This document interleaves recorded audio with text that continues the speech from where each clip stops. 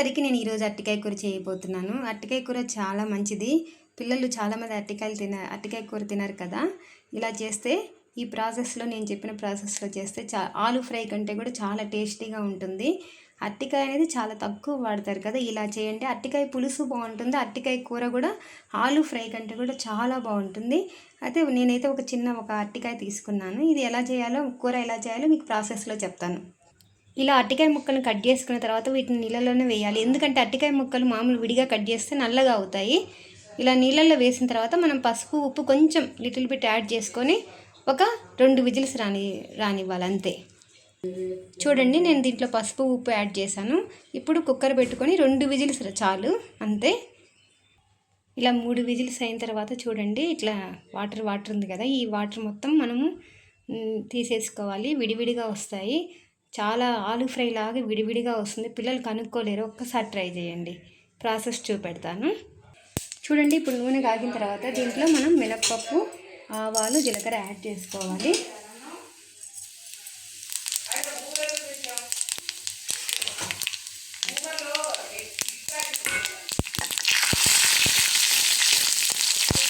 ఇది కొంచెం వేగిన తర్వాత దీంట్లోకి మనం సన్నగా కట్ చేసుకున్న ఉల్లిపాయలు, పచ్చిమిరపకాయలు సన్నగా కట్ చేసుకోవాలి.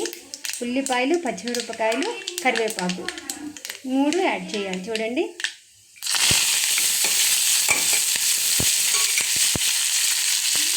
చాలా బాగుంటుంది కర్రీ. చూడండి, ఇవి బాగా ఫ్రై అయిన తర్వాత అరటికాయ ముక్కలు యాడ్ చేసుకోవాలి. ఇలా చేయండి, పిల్లలు చాలా బాగా తింటారు. హెల్దీ కూడా అరటికాయ కూర.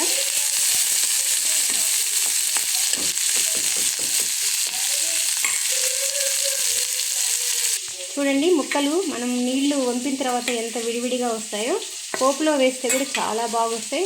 ఆలు లాగానే అనిపిస్తుంది కదా సేమ్. పిల్లలు ఇలా చేస్తూ తింటారు. చూడండి, ఇప్పుడు ఆనియన్స్ బాగా వేగాయి కదా. ఇలా వేగిన తర్వాత దీంట్లో చిటికెడు పసుపు వేసుకోవాలి. అంటే ఆనియన్స్ సన్నగా కట్ చేసుకోవాలి.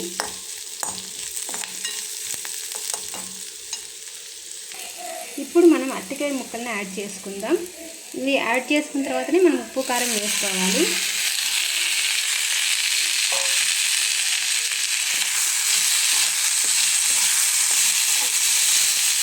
చూడండి ఎంత బాగుంటుందో.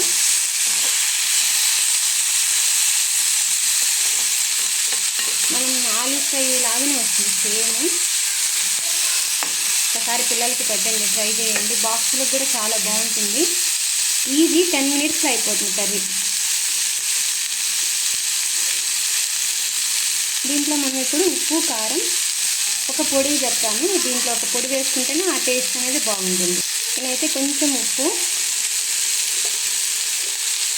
చూడండి చిటికెడు ఉప్పు.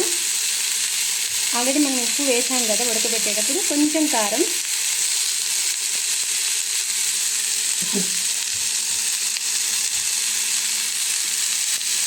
దీంట్లో ఒక పొడి వేసుకోవాలి. చూడండి ఎంత కలర్ఫుల్గా ఉందో. ఇప్పుడు నేను ఒక పొడి యాడ్ చేస్తాను దీనికి. ఆ పొడి మీకు చెప్తాను ఎలా చేసుకోవాలనేది. చూడండి, నేనైతే దీంట్లో పప్పులు, ధనియాలు, కొబ్బరి పొడి వేసానండి. మిక్సీకి వేసాను అంతే. ఈ పొడి యాడ్ చేసుకున్న తర్వాత దీన్ని కలుపుకోవడమే. మీకు కావాలంటే కొత్తిమీర కూడా యాడ్ చేసుకోండి. ఎంత కలర్ఫుల్గా ఉంది. ఆలు ఫ్రై లాగానే ఉంది కదా. ఎంత బాగుందంటే చాలా వేడి అన్నంలో నెయ్యి వేసుకొని ఈ కూర చాలా బాక్స్లకు కూడా చాలా బాగుంటుంది. చూడండి ఎంత కలర్ఫుల్గా ఉందో. ఇంతేనండి. Okay, bye.